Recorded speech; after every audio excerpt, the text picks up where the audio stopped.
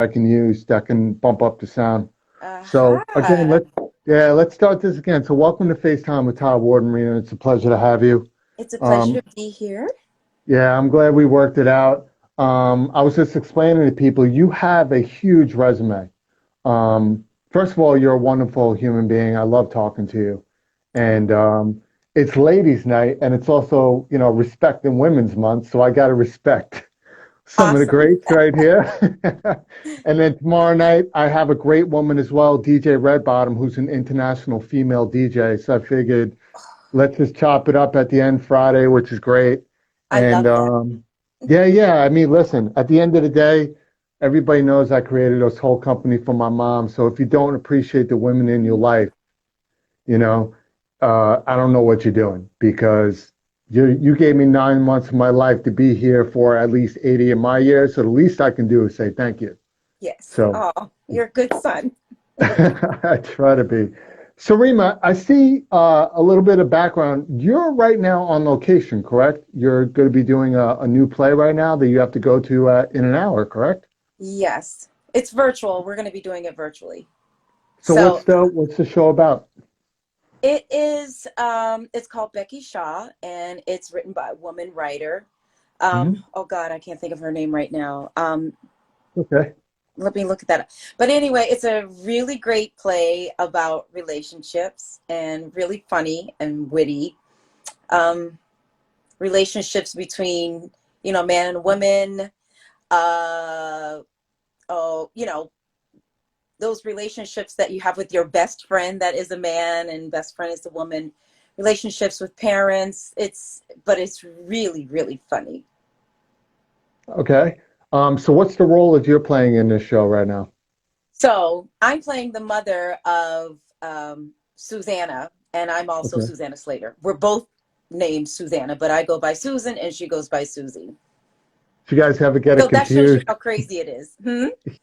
Do you guys ever get it confused when you're like reading the lines during the read? You're like, oh, that's you. No, that's you. Can we like put a Z in this name so I'm the Z Susan and she's the other? That would be kind of smart, right? Yeah, but she's Susie, I'm Susan. So that it kind of helps. And they label it in the script and put our names beside ourselves on the StreamYard. Right. And this is this your first night doing it, or have you guys already It's a been one seasoned night doing it? thing. It's to benefit the Actors Fund. Right. Um, and it's a 1 day, one night thing, in and out, and we're done. The play Which is is great. about 2 hours, maybe 2 hours and Okay. 15 minutes. No music And in you this might have one. said it, It's no music at all? Okay, no. so which is better. I'll be honest with you, I like going to plays, but sometimes I like to see the play itself I without the know. music. People I think get I'm it. crazy. Now, speaking of theater, my brother's a theater artist. He's been for the last 20 years. He has his own company up in Buffalo. There are what, 3 to 4 types of theaters, right? There's plays, there's avant-garde, and I believe there's 1 or 2 more, correct? Um, oh my gosh, you mean the type of theater? The There's so types many of different plays. genres. Yeah, so Yeah. you can have musical theater, straight plays, and even within those are genres. Hmm. You have I guess avant-garde would be like the Cirque du Soleil's, the performance art things, Stomp, all those different type of plays. So I guess that would fall in that category. I never thought about it. Um, Yeah, I'm just confused. I just don't know. My brother's like, yeah, dude, they got so many types. Like one's a musical, but one's a musical like acting, and then you got the acting, then you got the Italian operas, then you got oh this. I'm like, yeah, listen, bro, I just want tickets to a play. That's right. it. But I like, don't, is it a Steinbeck play? Is it Commedia dell'arte? Is it this? Is it that? Then you have all those genres. Is it contemporary? Is it um that for me, none of that matters. It's just like, is the play good? I really want to see it. true, So true. And yeah. I'm glad to see that you're working right now, to be honest with you, because people don't understand New York City got hit. Like out of all the states, New York got hit the worst. And Yeah. um, I was actually on the phone with one of these senators. I can't mention who, but you guys know him very well. He just got in with the administration to run a certain house. But New York, I guess I said too much. But New York has gotten hit over $80 billion in deficit I because of believe it. Corona, right? Yeah, And a I big believe part of that, and this is just time. This is pretty much Times Square, and big part of that is Broadway. Um, how has life been since Corona for you? Because that is like the melting. That's part of the huge melting pot of New York City that we miss. How has it been for you since? I have to say at first it was really difficult because we were only supposed to be shut down for 1 month. And then it kept going and kept going, kept going. And the thing with a lot of us, even if you can't do a straight play or do a musical, you can go book a job, a concert. You can create your own venue, your own show, and go Mhm. book yourself in a venue, or you can kind of hustle and figure out how to make money and how to get an artistic outlet. You couldn't even sing in the subways. There was nothing. It was Yeah, it shut was down. horrible. Film, television, TV, live venues. There was, nobody was riding the subways. It was gone. So it was a Mm. really scary time. It's like, so it was very discombobulating. And then I know for me, around uh, Paper Mill Playhouse over in New Jersey, Mhm. did a semi-live thing, a stage thing. It was outside. It was really great. And they asked me, did I have a show? And I had I wrote a one-woman Judy Ella Fitzgerald show. So I did that. And then once I finished with that, um, Premier Stages at Keene University wanted to do something to celebrate Fannie Lou Hamer, the civil rights activist. And that's Right. another Hmm. one-woman show. In order for me to do that show, I had to leave my family Mm. and quarantine in a bubble like they did the NFL and everything else in New Jersey. And that was it. We couldn't even go out to eat. We had to have everything brought to us or ordered to us. I could only ride in the car with my company manager. That's it. Right. My dressing, when the costumer and wig person would come, I would have to meet them outside. We do the wig fitting outside, and then I'd go take the clothes in and do the clothes and come back. It was really crazy. But and then the theater, they did it outside, was really great. They really, if people bought tickets in twos and threes, they could sit together. But it was really social distance. I had to be 20 feet from the Wow. audience. Equity even came in. My union came in and they measured, like, the precautions that were taken were so serious. And I get it. And it was the first show that had been done in the whole tri-state area. So I didn't know it was a big deal. I was just like, Right. I really want to do service, do right by Fannie Lou Hamer and telling her story. Um, but I had never done a one woman play with no music or anything where it was just me for an hour and 15 minutes How talking. was it? How was it taken? Was this, I'm assuming this was virtual, correct? No, Yeah. it's live. Oh, this is live in It's front of the people. first live theater in the tri-state area. Wow. And yeah, you mentioned I'm just so infatuated with you on all this stuff going on. How did the audience respond They for loved your first it. one woman? They did, right? Yeah, because we were all, we wanted theater so much, and just to be out and to see a story Yeah. told, and the hope of, things opening back up again at some point. So it was received. We were sold out every night, every day, every night. Oh, Even when it congratulations. rained, they just put everybody underneath the tent, and it worked out. It worked out. Wow. Yeah, and Yeah. you know what it is? You could have been horrible, which is really not going to happen when you're on stage. But I think the best part about it was not only were I'm sure you were amazing, but they were aching for it so much just to go out Yeah. and see a play that it was kind of great for you. You know what I'm saying? It was kind of like when you go out and you win a Tony's, like everybody's just waiting, like excited. It was probably that same feeling for the guests to actually be Yeah. able to see somebody perform in front of them, and instead of being locked down for like the last year. You know what? which is I lied to you. crazy. There was some singing because I had a wonderful I knew it. guitarist that was Knew there it. as well. So it was just he and me. That was he and I. That was it. He and me. And That's good. it was pretty special. The other positive thing about this is now I have a full out studio in my home because I have to self tape from home, do any Hmm. voiceover work from home. Right. I did a couple episodes of a show that's on Apple TV, and all of that has to be from my studio. So now, with no money, and I don't know how I did it, I have a really cool studio, set And up you in the learn. spare bedroom. Yeah, and And you get to learn how to edit and how I to, taught myself Pro dub your voice. Tools. Yeah, What? I could. Yeah, I'm All so right. excited. I'm so happy All with right. myself. I've taught myself, with running a nonprofit organization. We did a summer, for the kids' summer camp, we did a Hmm. show, a virtual show, but that was 200 videos.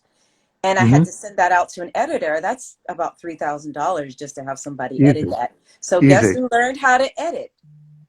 You did. Yes, I So did. that program you're talking, that's on Broadway, Performing Arts Training Program, correct? Or Yes. PATP? Yep. Right. Took me a while. I'll be honest with you. I had to study that a number of times, and I just had to look at my note to make sure I say that right, because Right. that's a mouthful PATP right is the there. acronym for Performing Arts Training Program. Yeah, and that's great. And this is dedicated for um, pretty much anybody, I'm assuming, even though you do mostly kids, but you're inspiring young minds to kind of like critique their talent to make them better, especially Yeah, when you go to hit the stage, because the stage is no joke. That's if you've never been on stage, it's scary to get up there in front of people because you it get nervous is. all And the time. that's film and television mentorship. It's the program is for kids ages 6 through 16. And they have dance classes, acting classes, and music classes. And in dance, they get tap, ballet, and modern. In music, I teach them music theory because even a 6-year-old can learn they can learn the scale on the piano. They can learn solfege. They can learn ear training, where you play a whole step, a half step, a third, a fourth, a fifth. That's really important, helping you learn music really quickly. And I'm so glad that I had teachers and mentors that taught me how to do that. So music theory and ear training is huge for me.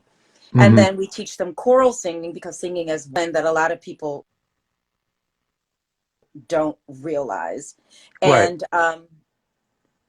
being able to sing as one voice, listening to that person, tuning up to them. If their voice is pingy, can you make your voice a little bit more bright and pingy to match if their voice is more warm or more rounded? How do you match their voice? And that way you get the most beautiful blended sound. And then we teach them vocal performance, how to breathe, how to analyze your music. Like, what is this song? What do the words really mean to you? Don't just sing it. right. Because I don't need you to be perfect, but I really do need you to tell the story. And then for acting, they get acting theory. They get Stella Adler, Stanislavski, Strasberg. I've taught them political theater. I've taught them, uh, oh my God, acting on camera, because then there's all different type of genres there with that. So that when my kids walk through a door, no matter how nervous or how they're feeling, at least they seem confident and as Right. prepared as possible. When they walk into an audition or a classroom. It Hmm. A lot of kids, we go over stuff like bullying and different things, and a lot of the kids that were so shy or so, really going through it are like, I really don't care who likes me or not. I'm fabulous. I'm great. I have this talent. I also teach them, don't get in your own way. The one thing Right. that is Happens all your the time. Yeah, Happens all the time. the Oh one my thing God. that is the one thing that's the most quirky about you, your crooked teeth, your red hair, your freckles, your little chubby, you're too thin, whatever that thing is that you hate about yourself is usually your strength. And the Yeah. quicker you get that, that's the better off you'll be. And so I mean, I really drive that home, and they get that. You got to be you. If you're a serious actor and you want to do comedic roles, the funniest thing is to see a comedic role done deadpan. And if you're doing a comedic role but you're a more um And if you're a more serious actor, if you're doing a Yeah. serious role, but you're a funny person, Hmm. isn't that delicious when you see someone, a scene where it's really serious, but there's a little bit of humor? It's kind of messed up underneath it. Right, exactly. But that's human beings. We're multi-layered, and that's the Yeah. deliciousness of it. Yeah. So don't ever go in there and try to do the piece like you think, actually, this is probably wrong, what they want, because sometimes what they want, you can break that mold. I always Yeah. I tell agree with you. people the story. Was it Shonda Rhimes? It was someone who went in for one of the TV shows, and it was calling for a white, thin, blonde girl. Well, what they ended up getting was a full-figured, brown-skinned woman. She wasn't even in their stratosphere. That's Um, because they stepped up the talent. That's what they were doing. yeah, because sometimes if you go in and authentically are yourself Yeah. and approach it really that way, you're not trying to push the envelope, you're not trying to be anything crazy, but this is what you really think that is. You Yeah. could sway them, and it's okay to take a risk, because then the director could say, very interesting choice, but could you try it this way? And then Hmm. you have to be pliable enough that you can switch all of that off and give them the adjustments that they want for you, but Yeah. can only be you. Correct. You I know, agree I'm with going you to on be the that. person who may trip as I'm coming in the room. I'm a little quirky. I know that there's going to be a piece of hair going back and forth. Like, there's always going to be lipstick on my teeth. There's going to be, everything will be together, but there's going to always be one thing wrong. I was like, Yeah. okay, so that's who you're going to get. Yeah. And that's perfect you're saying that, because I think people are so into this being perfection that it's like, no, I'm like, in today's world, even directors in films, they look for mistakes sometimes, because sometimes a mistake is funny. You're And then being right. like, no, no, keep that. That's awesome. And even though you go by lines, there's a lot of people that ad lib now, because sometimes it just comes out and it's like, that was hilarious. And that's why I love doing this, because I'm a middle child. Me and my little brother are wise asses, and he's a sketch writer and everything. So now, by continuing this talk show, I'm able to dip into all the ideas that I've done for years that I wrote down, I and love just put that. them into my own parodies and comedian. Like for you, I don't know if you caught the one we did for you today. Um, it was pretty much, I did a skit of Hamlet, and where it was to be and not to be, but then I threw Arnold Schwarzenegger in there where he's like not to I be, and can't. he blew me up, you I can't. know? Wait a minute. And that's I what it's need you about. to ad lib right now, because I need to plug my phone in. Hold on 1 second. Bring it. Okay. So right now we are on FaceTime with Todd Wharton with Rema Webb. Rema Webb is a Broadway star. She's been on shows as Color Purple, Book of Mormon, The Lion King. And if you want to follow her, you can always follow Rema at Instagram on Rema Webb, Rema Webb, Webb, and follow me, Todd Wharton, Wharton official. I interview celebrities 5 nights a week from all industries from around the world, and we've been booked out every week all the way through April. And Rima is just an example of the great celebrities that we bring on every day. So back to you, Rima. Hey. Yeah, I like ad libbing all the time. I literally watch Conan, Fallon, Colbert, Carson. I do it every day. I take a good 20 minutes per day, and I watch these people on how to do certain things, and I put my own twist onto them. And when I had Todd Bridges on, he doesn't do interviews. And I had him on 2 days ago. We had Uh-huh. the best time in the world, because these interviews are about just having a good time. Right. If you want to bring up a skeleton, that's up to you. But I'm not this person who's going to dig into your closet to Right. make this more drama. Keep the drama out and put that stuff on MTV, which I'm hoping one day drama goes out the door and we can get back to like real acting, real this, real that, because it's Yeah. like, I'm sick and tired of turning on VH1, MTV, ABC, and The Bachelor, and like, oh, I'm falling in love with him. He's Oh gonna my be my God, you're husband. gonna call it out. It's like really. I'm calling it out. It's like really. Is that how that works? It's like Yeah. if I knew that, I would have saved myself $150,000 on dinners and just applied to The I Bachelor. can't. But it's just retarded. It's like, oh my God, he likes her more than me. I can't deal with this. I'm so hurt. I'm like, you're on a show with 39 other women. What do you think is going to happen? I mean, if anything, the guy goes home every night like, yo, I like this show. Oh 40 my. women want to get with me, and I Do get you remember paid. that show back in the day with Flavor Flav in New York? What was that? What was that? Oh, he was a judge. Oh no, they were Right? on a show and they had to pick all Oh, the girls. oh my God. Oh my It God. was Yeah, like it the was only on first for like, of these things, and it had, oh God, what was that? I have to I mean, say, I was it was in it, addicted to wasn't it that. his family? Wasn't it one of the highest rated shows? It was him and his family, correct? I can't. It was more He like did two of this. them. He I bet did, you yeah. somebody. Flavor of Love. Yes. Thank you. Who said Oh my that? gosh, Who I'm said not that? gonna lie to I you. can't even see the name. I'm blind. I Flavor of was Love. addicted to Flavor of Love. I'm not gonna lie. Yeah, Sometimes you because when need they a little first smut in your life, you know? Flavor of Love. Yeah, because when they first came out, they were funny, right? Now Yes. it's like, now it's like you don't even need to watch these shows. You know how you watch the shows? Just go to Wendy Williams' show at 10 a.m. on Fox 5, and she'll highlight all the That's it. nonsense Just go that's to happened. Wendy. Just go to Wendy. That's all you got to do. That's all you got to do. But back to Rema Webb. So I know by reading your biopic, you started performing at 15, what it says. But when Yes. did you actually get the inspiration to really know that this is what you want to do? You weren't dancing around your house like, I'm singing in the rain, I just like, actually was, and I had I'm a PK, and so I grew up in the church. So I was been singing in the church since I was 6. But at 6, also, my mother put me in dance classes because I was always doing shows in the streets. Getting right, all the kids together in the neighborhood and putting flat, writing on a piece of paper. There's going to be a show at 7, da da da, and the kids we would all get together. Crest Street in Clareton, PA. That's where it all started. And I think I saw some Claretonians on here. And so you're a PA girl. yeah, I am PA in New Orleans because all of my mother's side is from New Orleans. So then, Mm. then there's that, you got all that music and food and that flavor in you. And you And got the originals.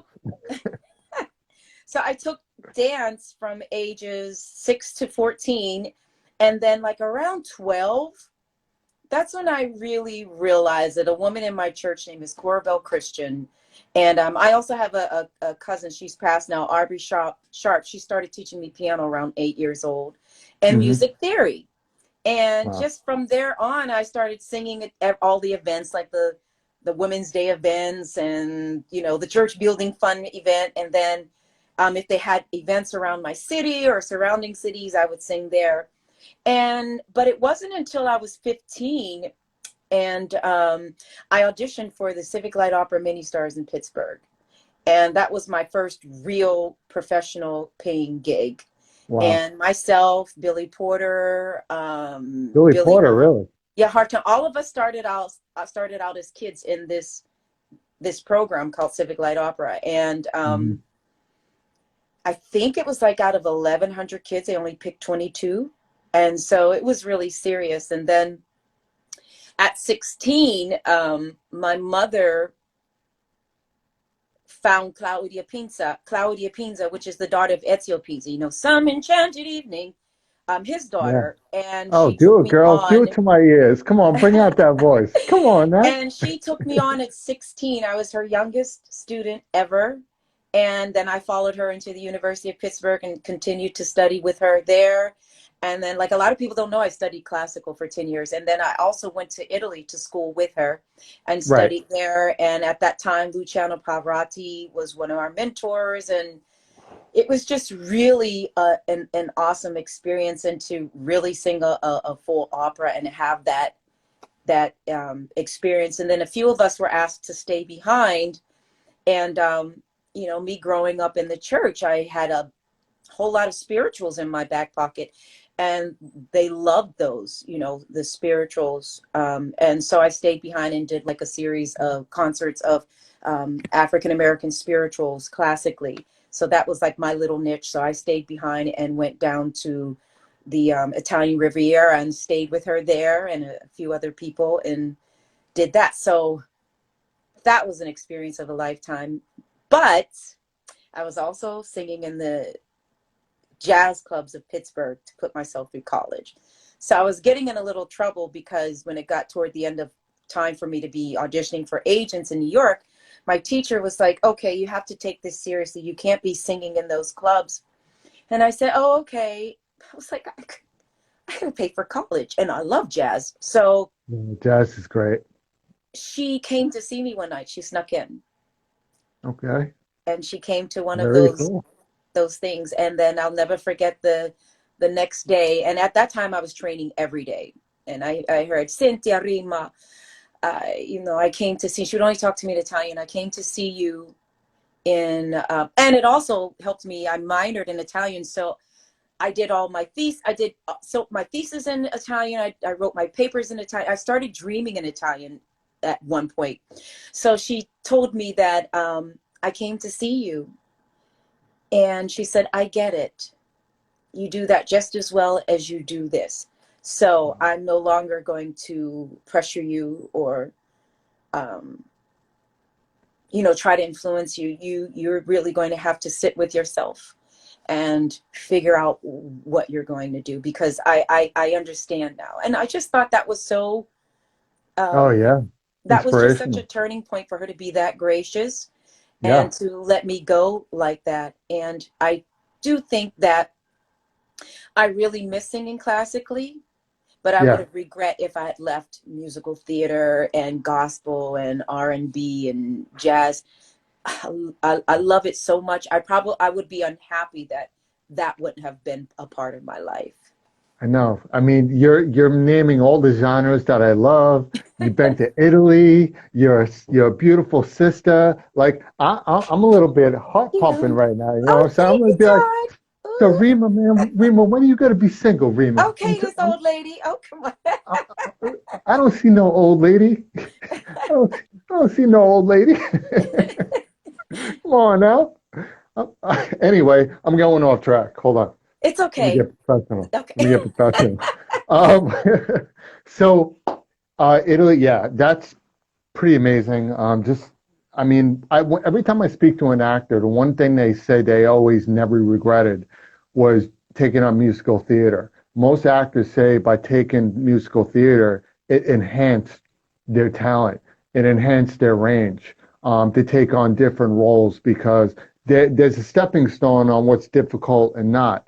Mm-hmm. For example, like Joseph Donofrio is on here right now from the Bronx Tale, and Mm-hmm. I just Mm-hmm. had him. He's watching right now, and he'll probably contest to it. There is a standard point on difficulty when it comes to acting, right? Because films they say is the easiest because you can constantly reshoot it, right? Yeah. And then you got Yeah. TV, but I think the hardest things from when I spoke to people was soap operas because I was actually an extra on a soap opera where Mm-hmm. they get a monologue like this big the day of that they got to memorize. And so when people are like, oh, soap opera actors are horrible, no, they're not horrible. They get Yeah. a Bible before, like an hour before they go, they got to memorize. And theater can be That's like that crazy. too. Yeah. When you're in previews, you're rehearsing for the show and you are also doing the show at night, but you're Hmm. getting notes and page changes during those rehearsals. And then they're like, okay, so is this change in tonight? Yeah, put this change in, but the other change that we did, keep doing what you do. We'll implement that tomorrow. So you have three different versions Right. of what you are should be doing um, for the show. I'll never forget my last show, Escape to Margaritaville. I was sleeping in between rehearsal and before a preview show, and I had so many notes that they were going over one wall, Hmm. and then they were on my door, and then they went to the back of the door and they were going down the wall. One of the stage managers just came in. I think she was trying to talk. I couldn't wake up, and she was like, this has to be driving her crazy. She just ripped it all down. She was like, Of I course. couldn't do that to you. And just, because every night I'd say, okay, this is in. Okay, remember this. And literally going down the hallway trying to remember what's in, what's out, what might be in, So you have to stay on your P's and Q's because it's not just your lines. It changes the Correct. blocking. It Hmm. changes your cue line. It's just a lot of different pieces going on one time. It's not just the music. It's just not the script. It's the Hmm. blocking. It's your lighting cue. It's, do you have a sound cue? Do you have a visual cue, off of someone, which will affect everyone else, like the people that are calling the show.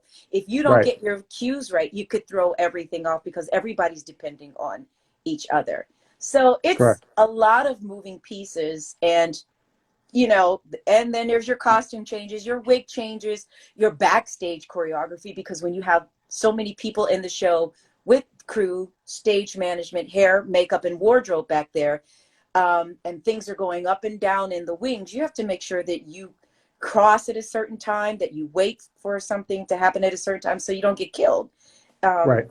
it's a lot on your head. And then they're like, you have PR tomorrow morning. Can you do PR? It just doesn't end. Sometimes you feel like you're getting dragged by your face.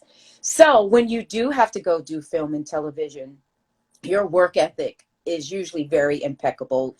I know when I've done stuff, they're like, oh, you're on set really early. Or if they're getting ready to move to a next scene, I'm already over there, the stage manager, and I leave a note to let the stage manager, I'm going to go over and sit where they're going to film the next scene and just go over my lines. And they're like, we love theater people because you guys are so prepared and so ready. Um, I would think that the really difficult thing is when you're doing film or television, if you're doing something really physical and having to do that over and over Okay. and over again, Okay. that would be difficult, or a scene that requires so much emotional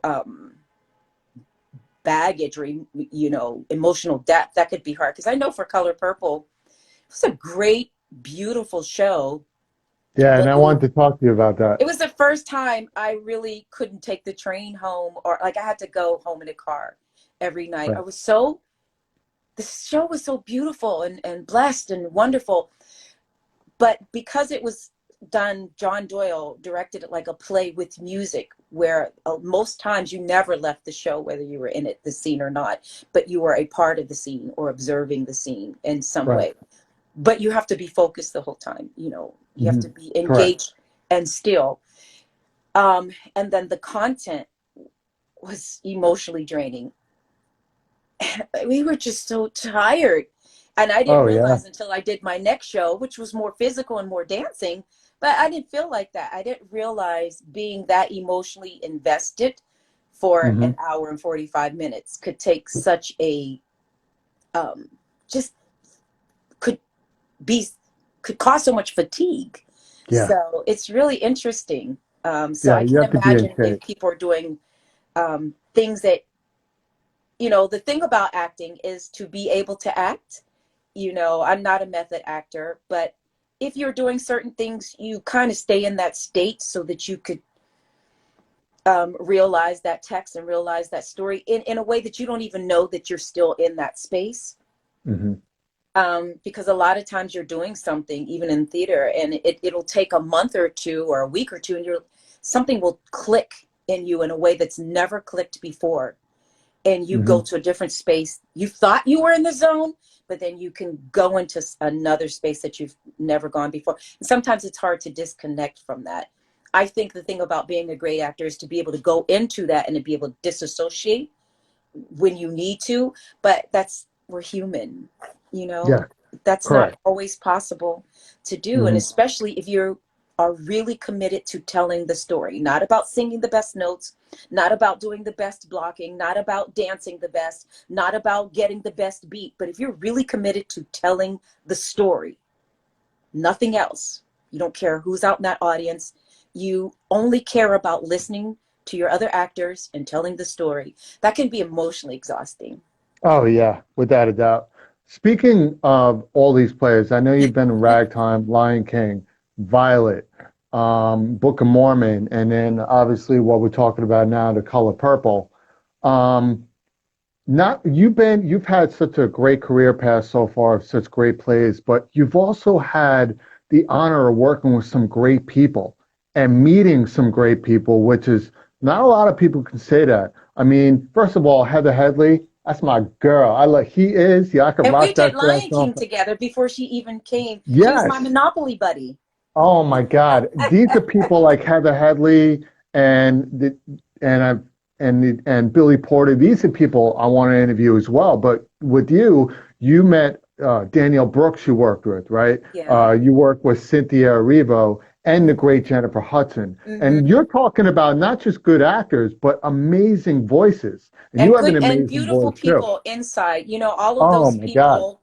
Um, I don't talk to Danny as much, but all of those people, if actually all of us in the Color Purple, if you put a call in, you're getting a call right back, or at least, very soon. We all are still in contact with each other. We're still very close. And we were just talking about that. That why do we want to be with each other so much and around each other so much? It's still a special experience, and we're still all very close. We're still extremely supportive of each other. Everybody. So many people are doing great things. Like Patrice Covington is still working with Cynthia Right.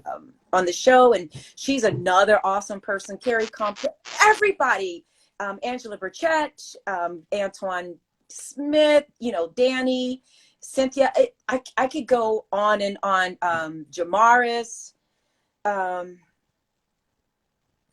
it Well, let me just ask you something. Would you guys consider, I know you revived it before, because I believe in the 2016 Tony Awards, you guys did a rendition where Oprah came out and introduced you because he's the executive producer. Because the reason why I'm asking is Broadway, like we spoke about before, got hit so hard, right? And I spoke to like John Amos about this as well. He would love to do something if it was right for him.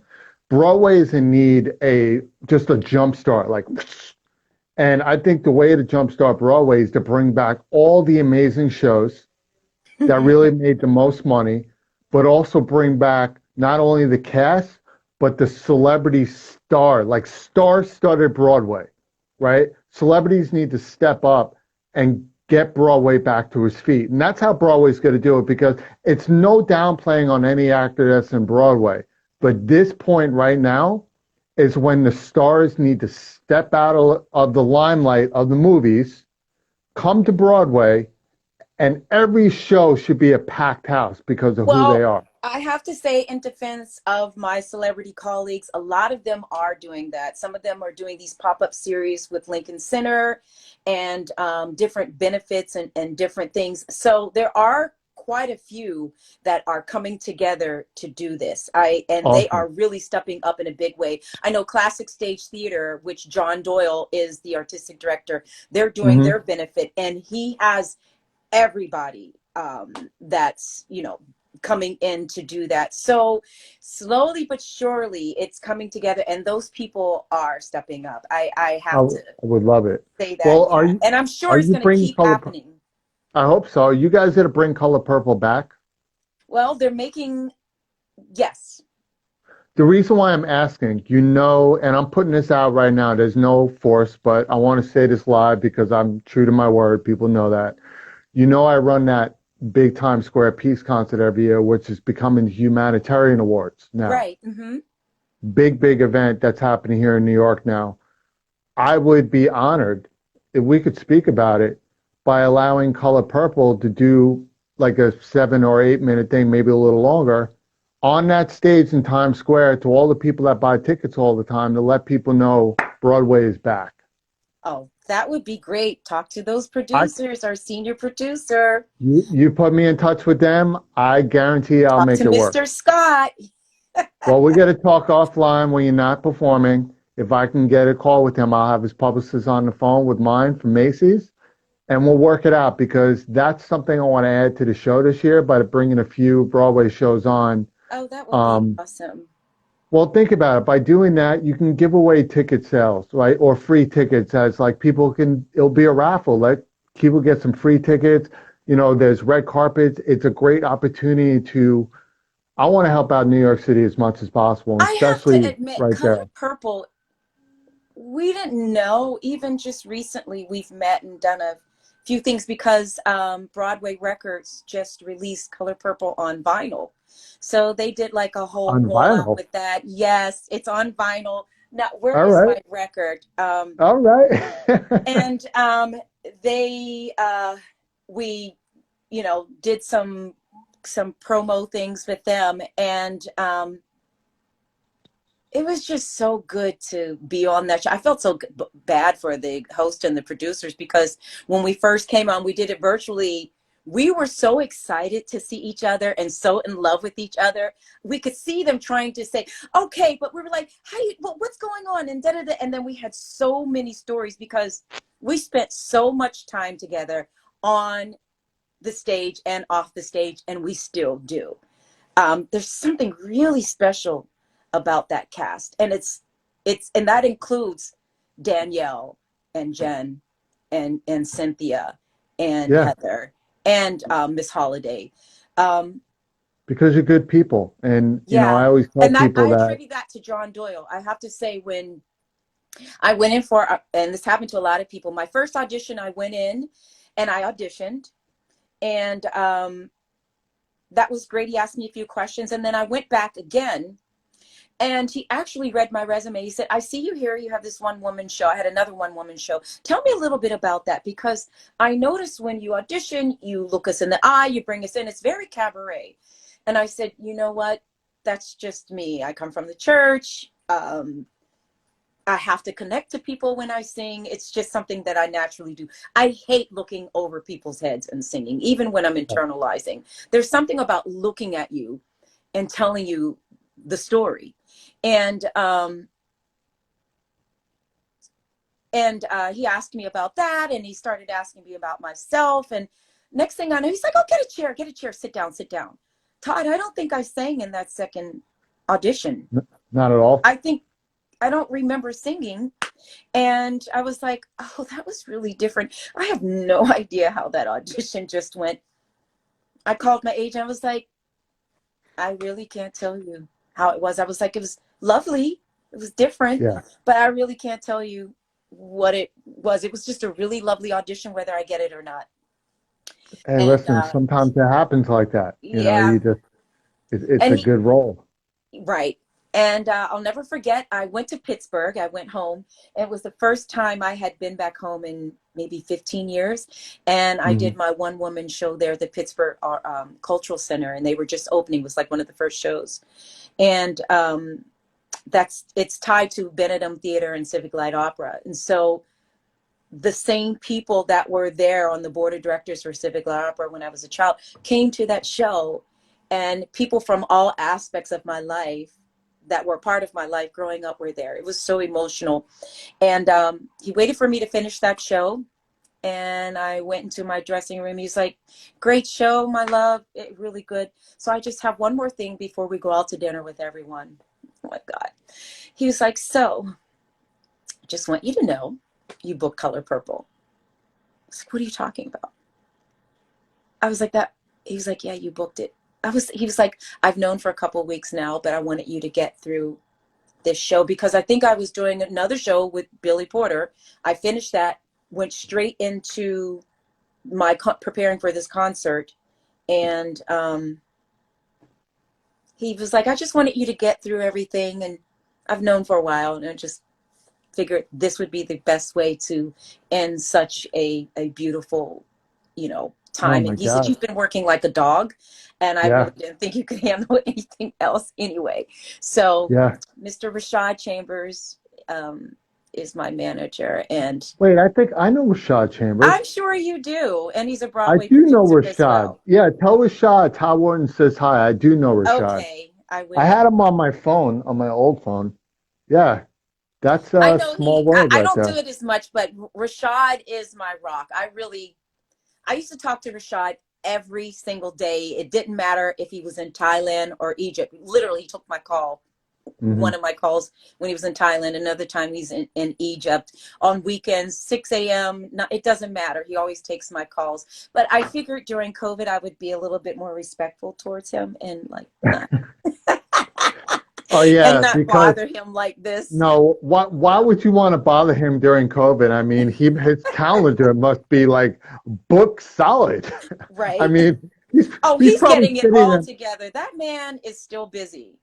he's probably sitting there lying down like, man, who's calling me now? Don't you know I'm watching Vampire Diaries? Leave me alone. Yes. I'm busy. I'm Okay. trying to see if she's going to turn into a vampire. Yes. You know what I'm saying? So I know we got a couple minutes left. You've been seeing me eye the clock because I know you got a curtain call coming up. First of all, where can people find you on social media if they want to learn more about Rema Webb and also your program as well for kids? Um, on Instagram, if you go to at Rema Webb, and also my program is on Broadway hyphen PATP. You can find that there. Um, or you can Google me. If you Google me and go on my website, it'll Hmm. click you right into the website for the program.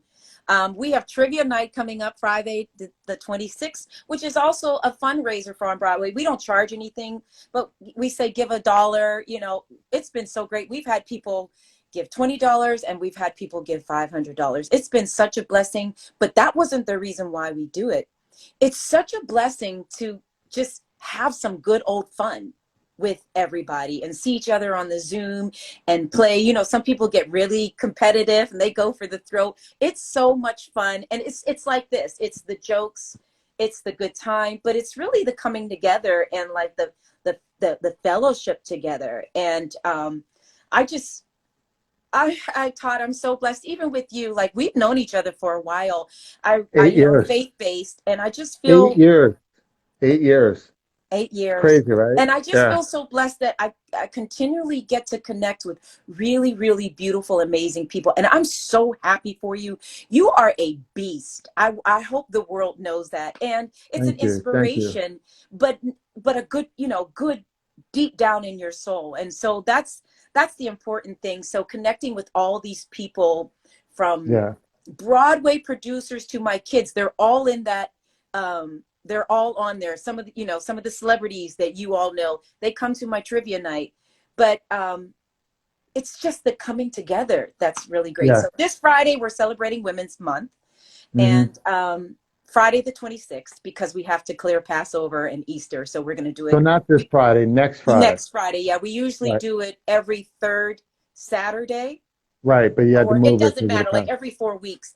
But I didn't want to do it on Passover, and I didn't want to move it into Easter as well. So we're going to do it Friday the 26th. So Okay. everybody come join us for trivia night. It's so much fun. And even if you suck at trivia, come, because it's just the fun of it. You know, I had That's someone what I was like like, to hear. how did I come in 33rd? And then the next week we're like, look, you're 20 now. You're doing great. Yeah, out of 21 people. You're Right. doing awesome. Yeah. Go, go, go. But Rima, I mean, I want to have you back on again because I'm able to now have more than one person on an interview. So if your cast pops back in and we want to bring some of the people that we talked about in a group and really talk about the camaraderie that you have going on, that would be in another amazing interview too. But in the meantime, I want to let my virtual audience know thank you for being here. I'll give you guys an update. So tomorrow night, like I said, I'll be interviewing DJ Redbottom. She's an international female DJ. Nothing like talking to one of the top from around the world right here. And then the following week is going to be a ridiculous, crazy week. We got the Reverend Bob Levy from the Howard Stern Artie Lang Show on Monday. I got Soul for Real on Tuesday. Okay. I have Charles Malik Whitfield, the actor, is going to be here on Wednesday behind enemy lines. We have Mr. Cheeks from the Lost Boys on Thursday. And then we're going to close it out with my girl. Miss Angie Stone is going to be here on Friday. I love her. Miss Come on, Angie Stone is going to be in the house on Friday. So this is what the show's listen, doing. It's how bring more that together. woman's album out. Oh my Ah. God, Angie. You know, I already interviewed Cheryl. I got Angie coming on next week. Then I I got can't Blondie take you. coming on in April. Mm, mm, mm. So it is exciting what the show's been doing, bringing together A-listers from the past to the present, because at the end of the day, you should all always be relevant no matter what the industry says. And that's the way I Yes. look at it. Mm. And just thank you for everybody being on. Hopefully, I'll get some of Remus friends. We'll bring them on here as well, because you all deserve to have a platform to get interviewed on instead of just the way the industry does And things. I don't send like your it. kids to my summer program. Yes, PATP. Well, Which tell is them look up On Broadway or Look to Me. I have to announce the summer program because right now we know we're doing it virtually, but we may try to do a pseudo, like a juxtaposition of an in-person and a virtual. So I'm trying to figure that out with the space that I'll be okay. in. Yeah, we could definitely do that. And the good thing is, say it one more time how people can get to your summer program. Because I'm going to Um, reshare this Please go interview in to about 5 minutes. onbroadwaypatp.com and you'll get more information there on how to register. Or just Google me and go to my website. And if you click on the tab where it says On Broadway, it'll take you right straight to that website as well. And we're Perfect. See? constantly posting. We're also on Instagram and Facebook and Twitter too. On Broadway is. And so And am I. that's what I like to hear. Yes. And we're going to reshare this interview in about 5 minutes. It'll be on Todd Wharton Official. And then tomorrow I do another promo just to let everybody know that definitely watch this. I try to find a little funny thing that we talked about.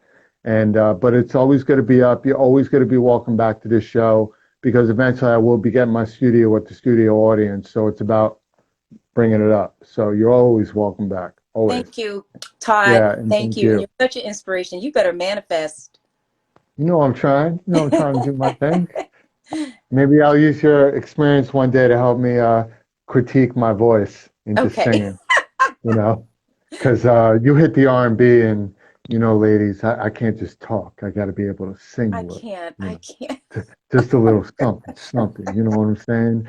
Get into your ear, get a little Barry White. You're my first, my last, you're my everything. Work. So, guys, thank you for watching FaceTime with Todd Wharton. I've been talking with Rema Webb, who's a Broadway star, an amazing woman. And definitely follow me every night, Todd Wharton Official. We're on 5 nights a week interviewing celebrities from around the world in every industry. And like I always say to people, please wear your mask, practice social distancing, care for one another, stop the racism, stop the hate, because at the end of the day, we're all human beings and we all deserve to live the same peaceful life on the day that we were born. And if you guys don't know by now, if you're not living a passionate life, then whose life are you living? Guys, have a great night. I'll see you tomorrow.